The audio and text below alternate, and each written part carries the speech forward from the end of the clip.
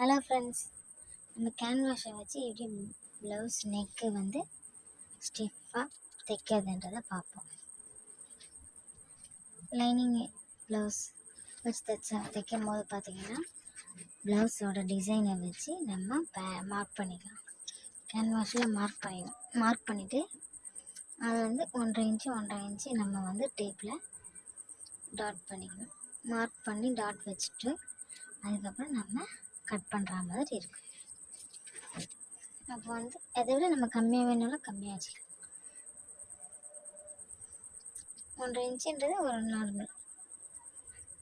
Cut பண்ணிவிட்டு நம்மளோட main பீஸை உள்பக்கமாக வைக்கணும். கேன்வாஷை வந்து உள்பக்கமாக வைக்கும் போது நமக்கு லைனிங் மேலே வச்சு அட்டாச் பண்ணும்போது லைனிங்கை உள்ள இந்த கேன்வாஷ் உள்ளே போயிடும். ஃபஸ்ட்டு மெயின் பீஸ் மேலே நம்ம உள்பக்கமாக வச்சு கேன்வாஷை வந்து அட்டாச் பண்ணணும்.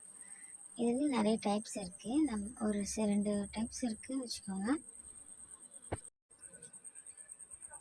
கேன்வாஷை வச்சு நம்ம தைச்சிட்டு அதுக்கப்புறம் நம்மளோட மெயின் பீஸ் மேலே லைனிங்கை வந்து முன்பக்கமாக வச்சு தைச்சிட்டு திருப்பி நம்ம லைனிங்கில் ஒரு டைல் போட்டோன்னா ஈஸியாக வரும்.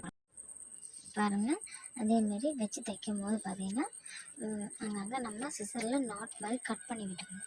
கட் பண்ணி விட்டால் திருப்பறதுக்கு அந்த எட்ஜெல்லாம் வந்து ஈஸியாக இருக்கும். பாருங்கள், லைனிங் வச்சு தைச்சி முடிச்சதுக்கப்புறம் நம்ம கட் பண்ணிவிட்டு அதுக்கப்புறம் நம்ம திருப்பி அந்த பிடிச்சிருந்தால் லைக் பண்ணுங்கள், ஷேர் பண்ணுங்கள்.